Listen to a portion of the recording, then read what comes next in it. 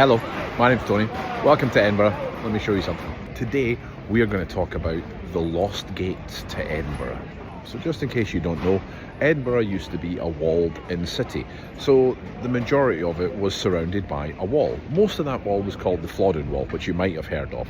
Not all of it, but most of it. There were various gates into the city from the wall.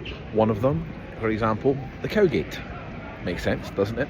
But the main in and out was called the Netherbow Port, which is, or was, halfway down the Royal Mile. And the Netherbow Port gates to the city were located right here, in between the High Street and the Cannon Gate. The Cannon Gate at the time was not part of Edinburgh. In fact, it wouldn't be absorbed into Edinburgh until the 1800s. So Edinburgh essentially stopped there. It was an incredible structure that stood right there. In fact, it looked like this. The gates have been mentioned as various documents as early as 1369. However, the version that you can see in this picture wasn't built till the 1500s. 1513 to be precise, which is a far more grand and huge structure with big turrets. In fact, we can see exactly where they are, or where. As you stand opposite the World's End pub, you can see here, there is the outline, once again in gold bricks. You know I love my gold bricks. Goes round there where the turret is, and there is the entrance. And then it's mirrored on the other side right there as well.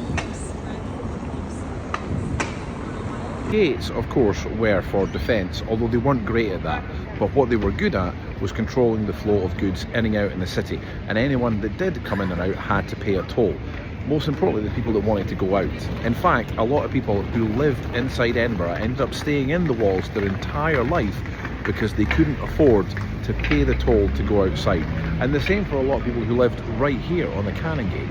They just couldn't afford to go into Edinburgh, and through their entire life, never ever went in, never crossed that wall.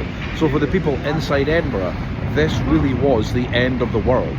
In fact, it got known as the World's End, and that is why we now have the World's End pub right here.